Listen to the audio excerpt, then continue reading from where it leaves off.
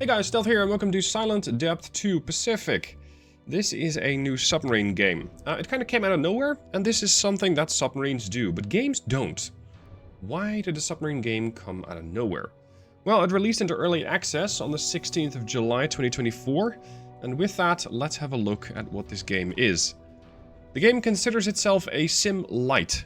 I vehemently disagree with that particular description, because this is an arcade game. It's an arcade submarine game, so if you're into the more hardcore games, Silent Hunter, U-Boat, things like that, this is, well, not likely going to be for you. We can only do a war patrol. They might start adding in more because it is early access. Now, I was given the key by Microprose, but I am not particularly beholden to any opinion other than my own. So I'm going to just give you all the nitty-gritty opinion about this game as I have it. We have a visual contact with a large target at 2036, bearing 232. Visibility superb, excellent. Water depth is deep enough to probably crush the submarine. Broadside visible 747 yards and 2349 if we are end on. Let's engage. I don't know exactly what we're facing, but here we are. Now, a little bit about the HUD. Top left, you have your fuel, you have your oxygen, you have your battery. If you start diving, your battery goes down. Time of date, the 1st of January 1942. This is time acceleration mode. Over here, bottom left-hand side, we have the compass. We're currently on a course of 270, so due west. We also have a couple of buttons here, which is going to give you the 3D visual of the submarine, as well as anything around you. You can kind of make out a target out there in the distance. We'll have a look at that using the periscope. Now, this is my first gripe with the game. Two of them, in fact.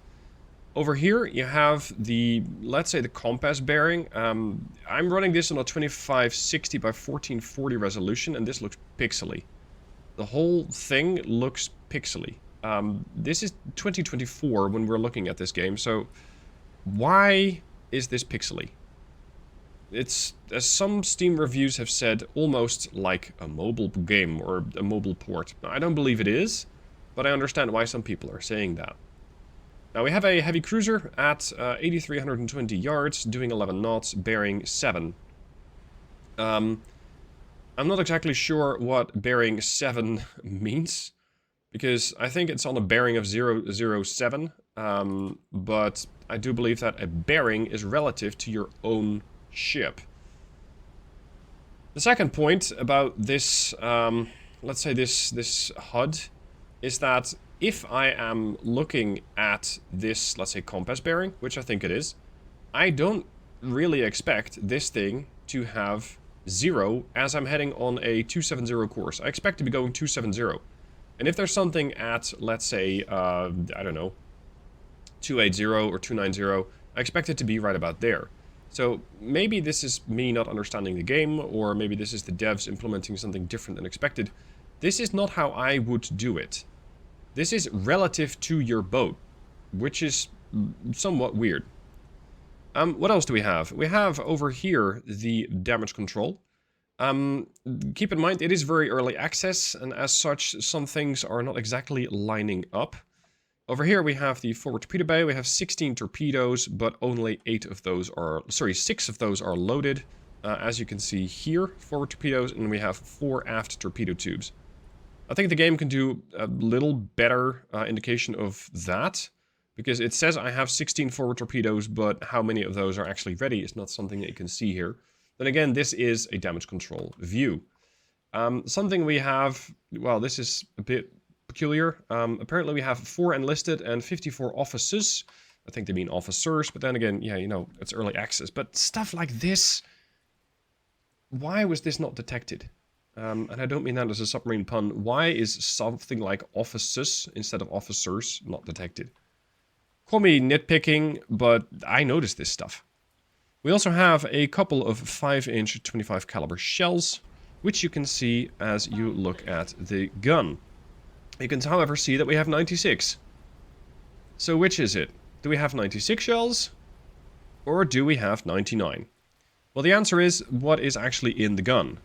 I have found that if you are expending your ammunition, if you're targeting something, you'll find that this number goes down and the number in the damage control pane does not.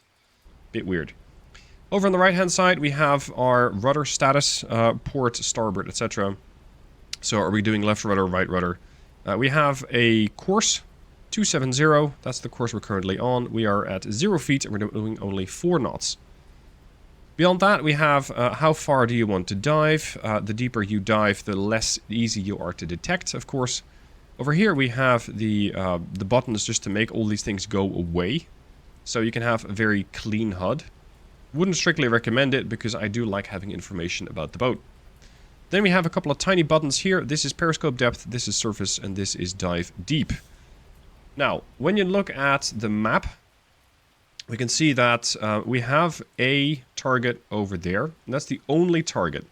It's a heavy cruiser, which means we will probably be able to sneak up on it, which is good. Now, in order to do that, I am going to start running this thing in dive mode. We're going to go to periscope depth. We're going to try and sneak up on this target. Something that then I find unexpected, let's put it that way, is if I am clicking between, let's say, the map view, I understand that my target is going to go, it's no longer detected, right? Because you can't see it. You are submerged. However, if I then raise my periscope, I should be able to spot the target. I don't think the cruiser was going particularly quick, so it should still more or less be where it was. However, I am down, like I am submerged, and as such, my boat is not going to have the same visibility as it did before. This is fine. However, sometimes you look through the periscope, and you actually see a target, but the game doesn't update it. Like, the game doesn't say, ah, there it is. And there isn't any button that says mark, which is something that I'm still used to from playing Subcommand 20 years ago. So with that, you could look through the periscope, you could say mark, and the game is going to do an additional marking point and start running, for those of you familiar with the Submarine games, our target motion analysis and go, ah, okay, we have some data points from sonar, we have some data points from the visual. This is where the target is now. This is how they're moving. This is where the torpedo is going to have to end up. Based on where this target's going to go, we're just going to go on a slight right course. I'm going to go at full speed. I'm only doing 2 knots right now, but we can thankfully accelerate a bit. Although we are submerged, and as such, we won't be doing particularly good speeds. I'm doing about 7 knots submerged, which I think is pretty decent. Let's see if we can sneak up on this cruiser and give them the good news. The good news is going to come in the form of torpedoes. The torpedoes are...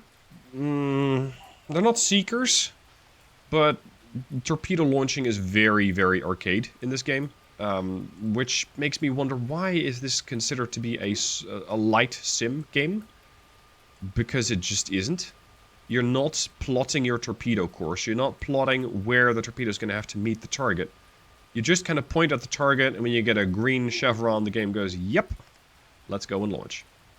Anyway, I am having some difficulty finding the target. Let's go slide, left rudder. Here we go.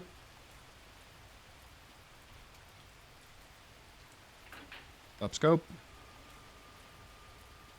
No idea where that cruiser went.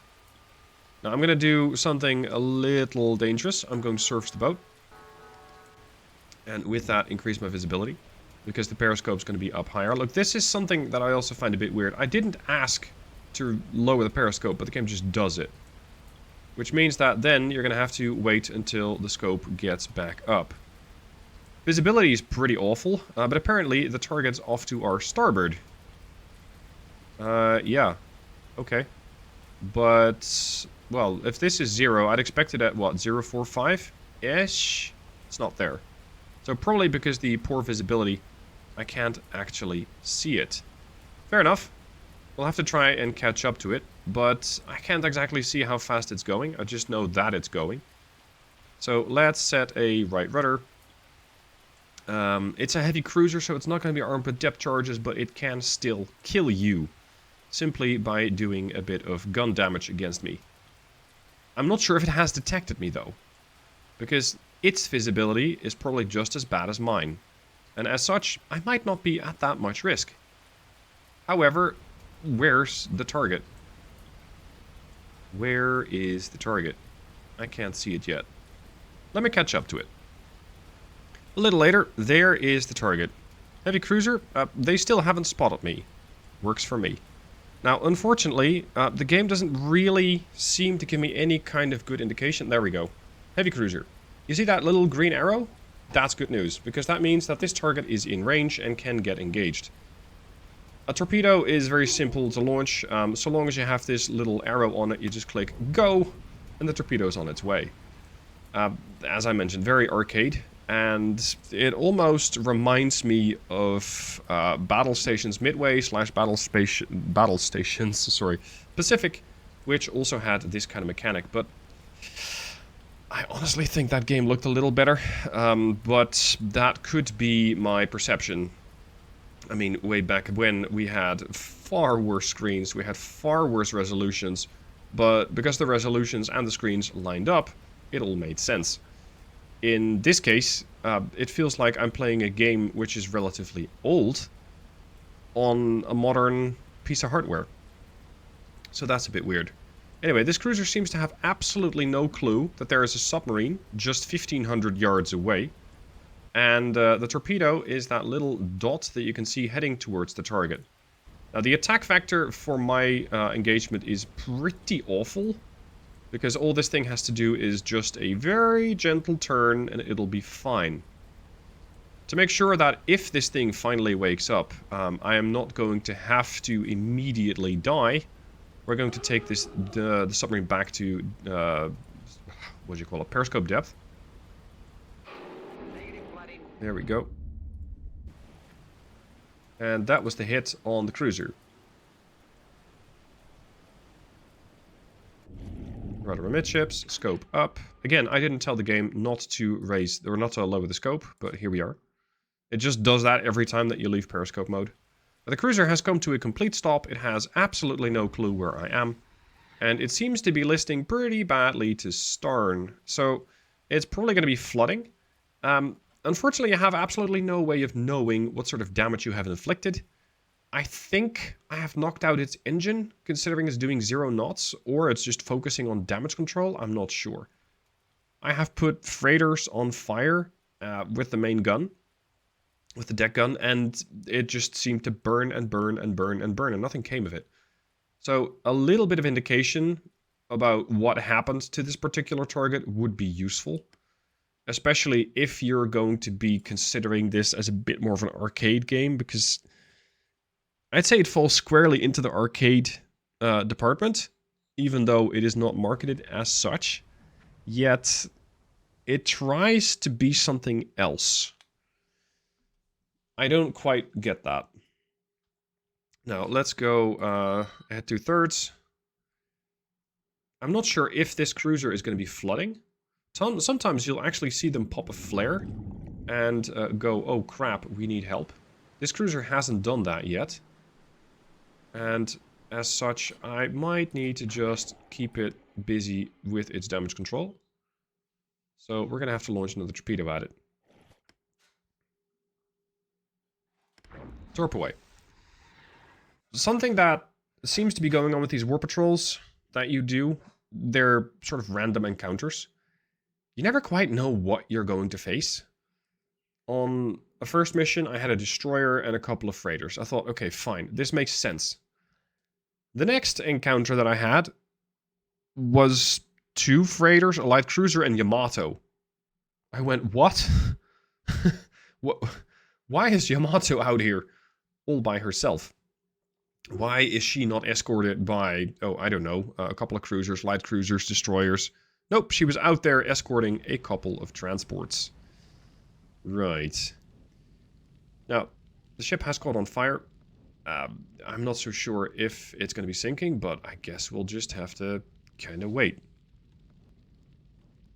Wait and wait and wait and wait. I can spend more torpedoes on it, but I kind of don't want to. I hope the thing is going to just sink, and I can keep the rest of my torpedoes available. If you're feeling particularly cheeky, you can try surfacing, and you can try having a go at it with the main gun. I'm not so sure if that's going to work out. because I consider this cruiser to still be a threat. Despite being torpedoed 3 times, it's probably still going to shoot back at me. And with those, I think 6 or 8 inch guns, we're not going to have a very good time with that. A little later, the cruiser is no more, and we have taken down a 13,000-ton warship. Excellent. Let's move on. There she goes. So, what's next on the agenda? Well, I guess we're going to do the rest of the patrol. Speaking of that rest of the patrol, I'm in map view. I've been cruising for a while. I don't know how to get out of this. Like, the cruiser has been eliminated. Excellent. But then, why am I not going back to the strategic view?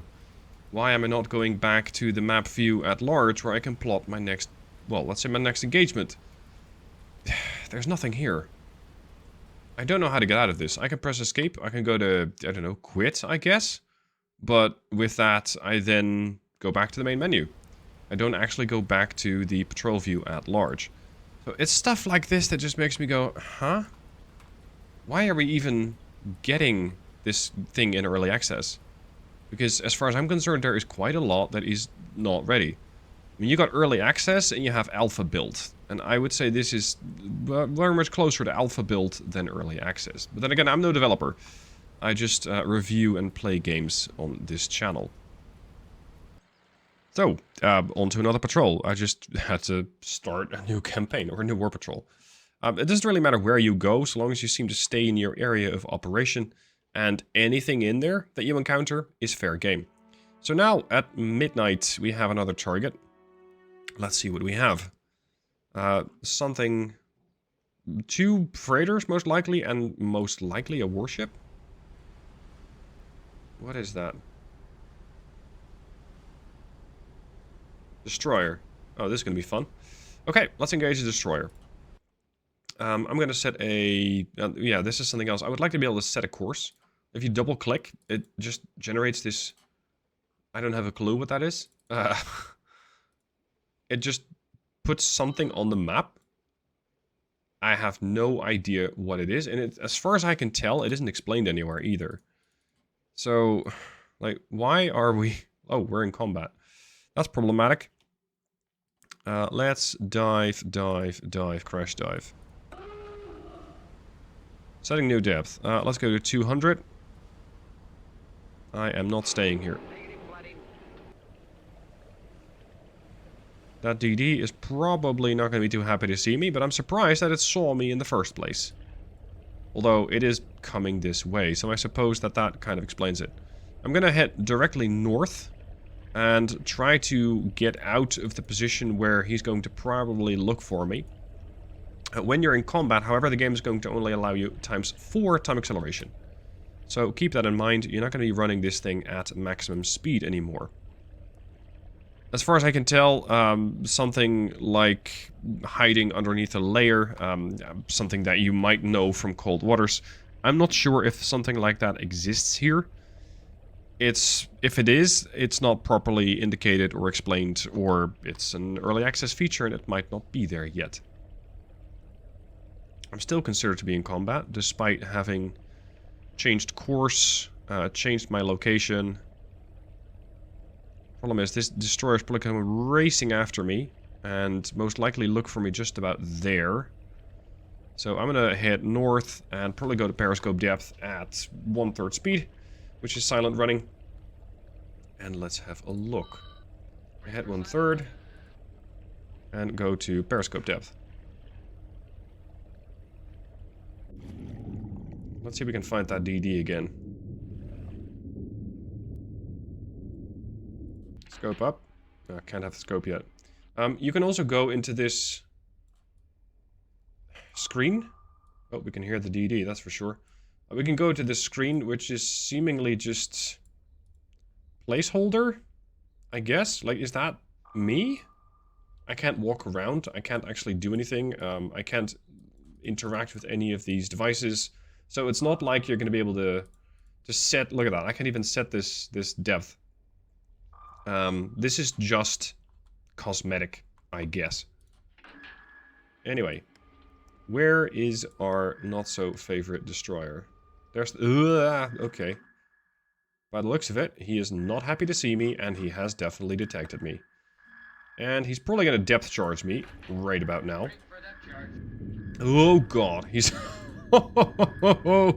he's right there. Let's see if I can do some damage control. All ahead flank. This is gonna hurt. Electric engine's been damaged. Mid-ship is flooded. Full hull breach. We seem to have some problems with the buoyancy. I don't think we're gonna make it out of this one alive. There we go.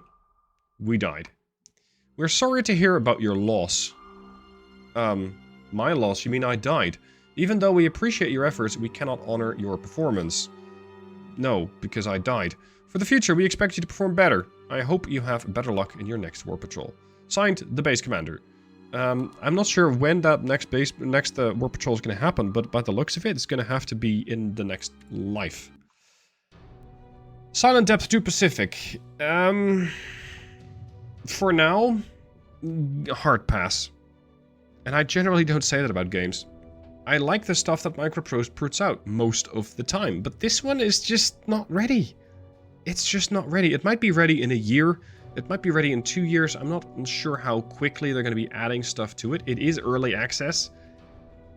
If it were up to me, if I were, let's say, product manager of this game, I would not put it into early access right now, because as far as I'm concerned, what it's going to do on Steam is just attract mediocre or negative reviews. And it's pretty difficult to climb out of a valley like that, because if people aren't willing to give you a shot, then yeah, it's very difficult to come back from that. So I personally wouldn't have put it on Steam yet. Maybe once it's gotten a bit further along. And also, Sub-Sim Lite? No. Just call it what it is. Call it arcade. Now, price-wise, it's about 11.5 euros, so let's say $12 or so. It's not expensive, but not yet. Not yet. You might be able to keep it in mind for the future. If it gets massive upgrades and changes to the gameplay features, I'll do another video on it, and perhaps I'll be more generous then. For now, not just yet. Hope you guys enjoyed the video. Let me know what your thoughts are down below, and I look forward to seeing all the improvements that this game is going to be getting. Thank you for watching, I hope you enjoyed, and I'll see you soon for more videos.